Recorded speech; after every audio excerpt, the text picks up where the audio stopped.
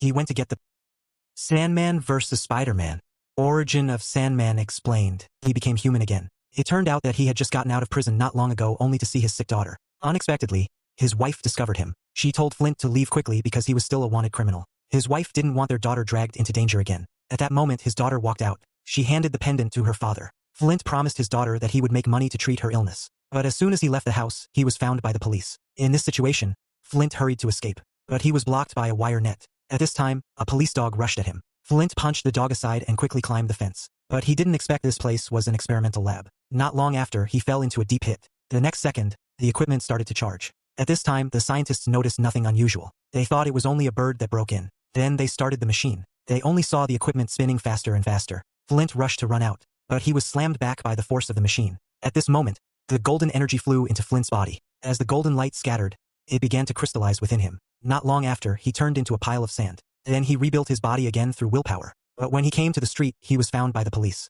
At this time, Flint hurried to escape. He didn't expect the police to block him front and back. But when the two officers prepared to act, Flint vanished. The police soon noticed sand spilling beside a truck. They quickly went to check it. They discovered sand leaking down. When the police tried to dig with a hammer, they didn't expect a fist to burst from the ground. They fired their guns at him. More police rushed over as support. But in the next second, the sand rose into a giant. The officers panicked and opened fire. This angered Flint. He smashed the police with his fist. Then he turned into sand again and escaped. Not long after, he saw a transport truck. He struck the truck with his giant fist. When the drivers resisted, he became sand and buried them alive. But when he tried to take the money, Spider-Man suddenly appeared. Flint warned Spider-Man that he didn't want to hurt anyone. He hoped Spider-Man would stay out of it. But Spider-Man refused. This angered Flint, who attacked Spider-Man fiercely. But Spider-Man easily dodged his strikes. Flint's fist pierced through Spider-Man's body. But when Spider-Man pulled away, his hand was trapped in sand. The next second, Flint enlarged his fist. He smashed Spider-Man hard. Luckily, Spider-Man used his web to pull in a car. Then he stomped down on a falling iron door.